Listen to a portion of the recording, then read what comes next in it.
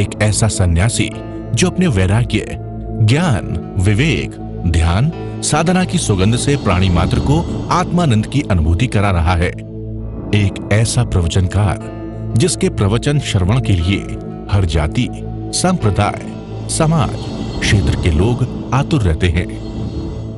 एक ऐसा आत्मार्थी संत जो श्रमण संस्कृति की लौ को भौतिकता की चकाचौंध में भी निरंतर प्रज्वलित रखने हेतु संकल्पित है।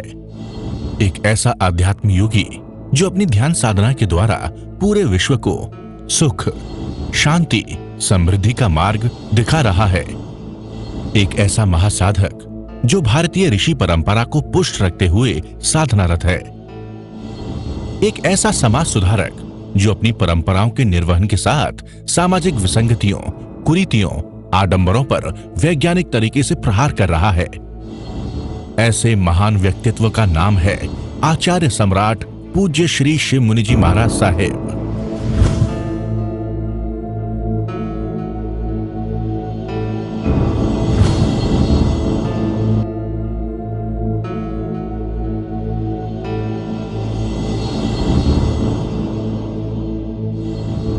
एक और उदाहरण आता है नमिराज ऋषि का। इसने एकत्व भावना भाई थी। इसकी कहानी भी बहुत सुंदर है। नमिराज ऋषि राजा था। 6 महीने उसको दाह ज्वर हो गया। सब ने इलाज करवाए पर शांत नहीं हुआ। किसी ने, वैद्य ने कहा कि चंदन का लेप करो इसके ऊपर। सभी रानियां वो लेप करने लगी, पर वो रानियां की चूड़ियां घिसने लगी। उसको आवाज़ आने लगी, कितनी आवाज़ क्यों आ रही है? तो सभी रानियों ने सोचा कि पति को, देव को नींद नहीं आती। सब ने सारी चूड़ियां निकाल के एक सौभाग्य सूचक रखी, चूड़ी रखी। तो चंदन घिसा गया। चंदन घिसने के बाद उनको नींद आ गई। कहती अब कैसे मुझे नींद आ गई? पता लगा तो फिर सोचा कि एक सुख तो एकांत में है, भीड़ में सुख है ही नहीं। उसने एकत्व भावना भाई। एकत्व भावना भाते भाते उसको नींद आ गई। एकत्व भावना क्या है? आप अकेला अवतरे मारे अकेला, यो कब हुआ जीव को साथी सगो ना कोई। एकत्व भावना का चिंतन ऐसा किया, ऐसा किया, और वो रोग ठीक हो गया।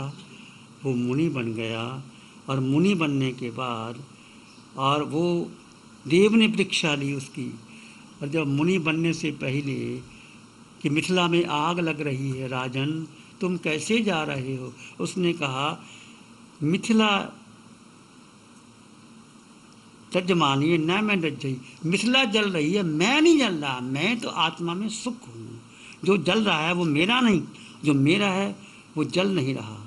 इसलिए क्या हो गया? उसको बोध प्राप्त हो गया। और इसके पीछे एक कहानी, नाम नमिराज ऋषि। कैसे नमी बना? युगबाहु और मणिरथ 2 भाई थे।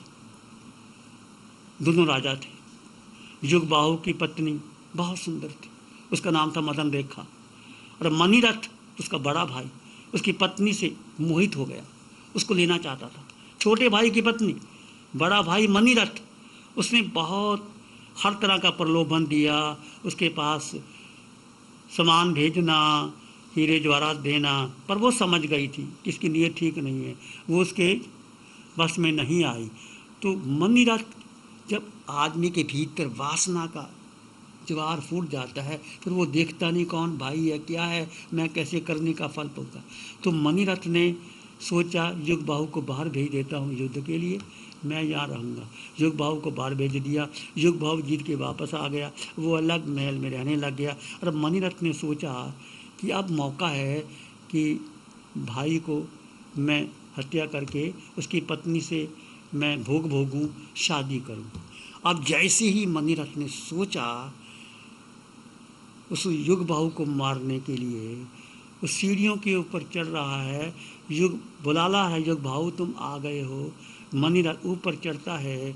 उसके हाथ में एक बहुत बड़ा छुरा था।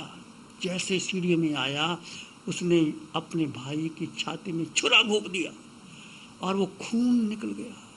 उधर से मदन देखा को पता लगा, उसको पता लग गया दिमाग से कि इसकी शरारत है मनीरथ की। वो नीचे आई, सीढ़ियों में आई, अपने पति को गोद में रखा, गोद में रख करके खून का फवारा बह रहा है और पति को बोध दिया कि देखो ये कर्म है, तुम्हारे कर्म आए, दोष मत देना, उसका कोई दोष नहीं, तुम्हारा कर्म है। उसको धर्म का बोध दिया मदन रेखा ने, धर्म का बोध दिया और बोध देने के बाद स्वर्ग में गया।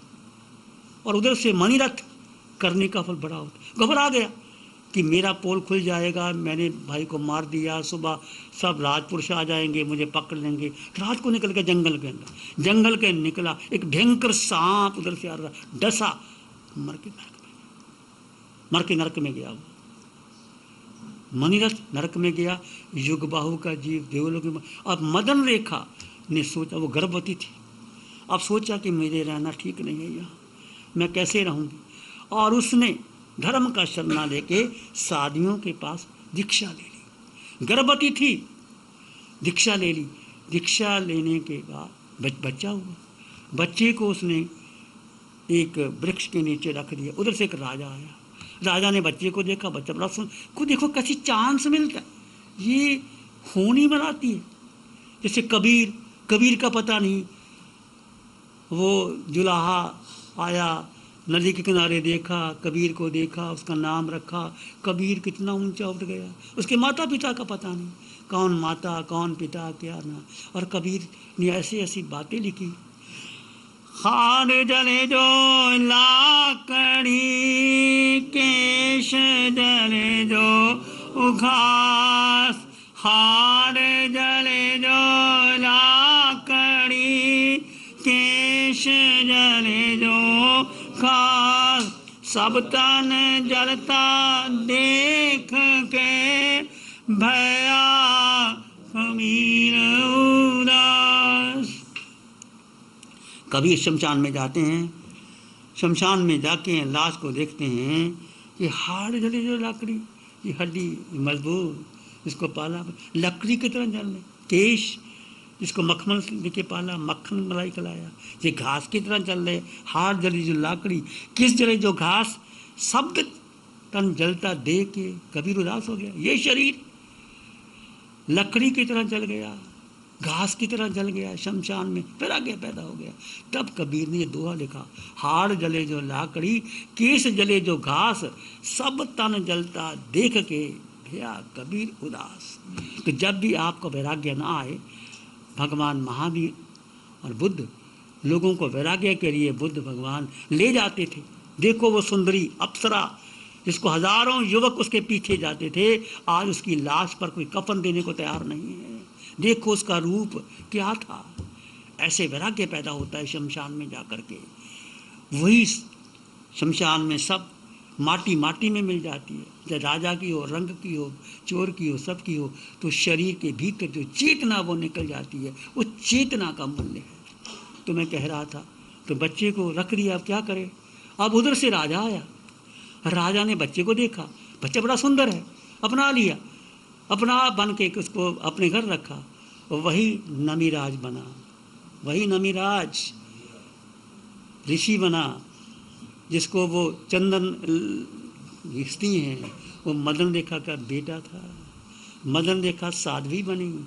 कैसे मदन रेखा का जीवन देखो, अपने भाई जो मनीरथ, युगबाहु की पत्नी मनीरथ, उसका भाई, बड़ा भाई अपनी छोटी भाई की पत्नी पर आसक्त हो जाता है, पर वो समझाती है, वो नहीं मानती।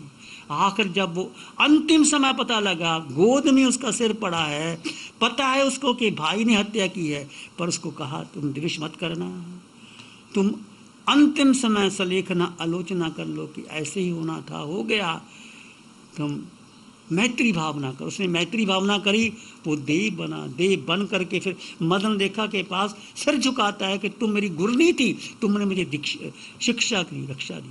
ऐसी नारी मदन रेखा गर्भवती हो और उसमें ऐसी स्थिति हो, पति चला गया हो, फिर शादी बन गई हो, कितना संकट आता है कि धर्म रक्षा करता है। सुनने में आ सकता है कोई कितनी बड़ी बात है, वही नमिराज ऋषि बने, वही अकेले की भावना भाई, वही वो बन गए, वही राजा। ये कर्म का संयोग कैसे कैसे आता है मुझे पता नहीं, आपको पता नहीं। जिंदगी के अंदर हम देखते क्या है कुछ पता नहीं लगता। तो जीवन में उत्तम भावना रखो, मंगल की कामना करो, सबके लिए मंगल की कामना करो। तो नमिराज ऋषि कहते हैं, देह परीक्षा लेने आता है कि मिथिला जल रही है। वो कहते हैं मिथिला जल रही है, मेरा क्या जल रहा है? मेरा कुछ नहीं जल रहा, मैं अपने आप में शांत हूँ, मेरा कुछ नहीं जल रहा। देव परीक्षा लेने आता है, मिथिला को छोड़ करके वो दीक्षित हो जाते हैं। रोग आता है भयंकर और एकत्र भावना भाते हैं। इतनी रानियाँ थी, जम्मू कुमार का वर्णन भी आपने सुना, कैसे कैसे लोग प्रभावित होते हैं। और धर्म भी वही कर सकता है जो समर्थवान हो, जिसके पास शक्ति हो, बल हो। जिसके पास कुछ है ही नहीं वो क्या करेगा बेचारा? भिखारी क्या देगा? जिसके पास खाने कोई कुछ नहीं है वो क्या देगा? पर वो भी बहुत ऊंचे उठ सकते हैं, भावना से ऊंचे उठ सकते हैं। आज नहीं तो कल, तो अपने मंगल की भावना अपने भीतर भाते रहो, तो सम्यक दर्शन हो जाता है। तो क्या मिलता है आपको? सत्य का बोध हो गया आपको, अहम का लोप हो जाता है। अहम, मैं करता हूँ, मैंने किया। सारे झगड़े किसके? आज परिवार में झगड़े, संघ के झगड़े। मैंने इतना दान दिया, तुमने कितना दिया, तुम्हारे नाम ऊपर आ गया, मेरा नाम नीचे आ गया। ये क्या नाम से लेना देना है? दान दिया छोड़ दो ना। यदि नाम के लिए दान दिया तो वो दान नहीं होता। शुद्ध भावों से दान दिया और अमर हो जाता है व्यक्ति। तो यदि आपके पास सत्य का है तो अहम का लोप हो जाता है। मेरा मेरा मेरा, आज तक देखो मेरा मेरा कितना किया, मेरा मेरा मेरा मेरा, मेरा परिवार, मेरा बेटा, मेरा धन, मेरा बंगला, मेरा कोठी, मेरा मेरा करते हम कितने कर्मों का बंधन बांध देते। मेरे का लोप हो जाता है, मैं कुछ करने वाला नहीं। जो हो रहा है संयोग से हो रहा है, सबके संयोग से हो रहा है। तो कहने का अर्थ, जो तुम्हारे पास धन है सदुपयोग कैसे होते हैं? सम्यक दर्शन हो गया तो अहम का लोप हो जाता है, कर्ता भाव नहीं आता। कर्ता मैंने किया, ये सारे कर्मों का बंधन कर्ता भोक्ता से आता है। आप लोग, एक प्रथा चल गई है, नाम लिखाओ, ये करो। मैं मना नहीं करता, जो जिसकी भावना करे, पर यदि आप चुप करके देते हो अनंत गुना लाभ होता है उसका, अनंत गुना लाभ, और वो मिलता है, निश्चित मिलता है। तुम मुनियों की सेवा करते हो, सच्चे भाव से सेवा। वो मुनि जो ऐसे नहीं, मुनि तो बहुत हैं, बहुत प्रचार प्रसार हो रहा है, सब कुछ हो रहा है। जो साधना के लिए बैठे, उनको आहार पानी चाहिए, उनको रहने का स्थान चाहिए, उसको कुछ भी चाहिए, आप चुप करके दे देते तो बहुत लाभकारी होता है। ज्ञाता दृष्टा भाव में वो धर्म है। कर्ता भोक्ता भाव छूटता है और ज्ञाता दृष्टा भाव, ये आत्मा का स्वभाव। जानो और देखो, जानो और देखो, ज्ञाता दृष्टा भाव। और स्वामीपन का भाव चला जाता है कि मैंने कुछ किया, मैंने कुछ किया, वो चला जाता है। और साक्षी भाव का जन्म होता है। साक्षी भाव ये आत्मा का निज गुण है। साक्षी भाव, समता भाव, ज्ञाता दृष्टा भाव, कर्ता भोक्ता भाव। हम 4 गति 84 लाख जीवन में भटक रहे। क्यों भटक रहे हैं? मैंने किया, मैंने किया, मैंने किया, मैंने किया। परिवार में झगड़े, संघ में झगड़े, देश में झगड़े।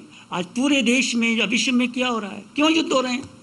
मैं उसको जीत लूँ, मैं उसको जीत लूँ। यूक्रेन के और रशिया के, चाइना के, उसको जीत करके बड़ी जगह बना लूँ, क्या हो जाएगा? सब छोड़ के चले जाओगे। यदि आपको धर्म आ गया तो आपको कर्ता भोक्ता भाव में मुक्त हो जाओगे। साक्षी भाव का जन्म हो जाता है। गतनिष्ठा भाव, स्वामित्व का भाव चला जाता है। इसलिए क्या करना? सत्य की प्राप्ति के लिए 24 घंटे में 1 घंटा 2 घंटा अपने लिए रखो, ध्यान साधना करो। यूट्यूब में जो ध्यान पंचम काल में मेरा और आपका सबका अनंत सौभाग्य है कि हमें ये महावीर की साधना अरिहंत परमात्मा श्रीमंत स्वामी भगवान की कृपा से मिली, कृपा से मिली। इस कृपा का लाभ ले लो। छोटा सा जीवन, कितना छोटा जीवन है। भगवान कहते हैं कुसगी ओस बिंदुए लंब मान चिट्ठे। कुशा के अग्र भाग पर रखा हुआ ओस का बिंदु कितनी देर ठहरता है? ऐसे मनुष्य का छोटा सा जीवन कितने साल जियोगे? 80 साल, 100 साल। देवताओं की उम्र करोड़ों वर्षों की, कुछ उम्र छोटी सी उम्र है। वो भोग भोग के आए, तुम और मैं भोग के आए, कोई अपना नहीं है, सब भोग भोगे। परंतु अब जो मनुष्य का जीवन मिला है, अब जो धर्म कर रहे हो, उस धर्म की शरण आओ, ग्रहण करो। प्यारी गुरुवाणी है, बड़ी ही सुहानी है। नमो अरिहंतानंग, नमो सिद्धानंग, नमो आर्यनंग, नमो जयनंग, नमो लोय सब सावनंग, धम्मो मंगल मुखी धमा हिंसा संयमो तबो देवावित्तं नमं संति जस धम्म श्यामनो। श्री चत्तारी मंगलम, अरहंता मंगलम, सिद्धा मंगलम, साहु मंगलम, केवली पाणत्तो धम्मो मंगलम। चत्तारी लोग उत्तमा, अरहंता लोग उत्तमा, सिद्धा लोग उत्तमा, साहु लोग उत्तमा, केवली पाणत्तो धम्मो लोग उत्तमा। चत्तारी शरणं पवज्जामि, अरहंते शरणं पवज्जामि, सिद्धे शरणं पवज्जामि, साहु शरणं पवज्जामि, केवली पणत्तं धम्मं शरणं पवज्जामि। चारे शरण दुःखहरण जगत में, और न शरणा कोई होगा, जो भव्य प्राणी करे आराधन, उससे काज अमर फल होगा, उससे काज तारी मंगल होगा। ये अनुपम महापुरुष अपनी ध्यान साधना से, अपने चिंतन से, अपने पुरुषार्थ से संसार को एक नए उजाले की ओर ले जा रहा है। उजाला ज्ञान का, उजाला ध्यान का, उजाला उच्चतम शिखर पर जाने का। देखूं सब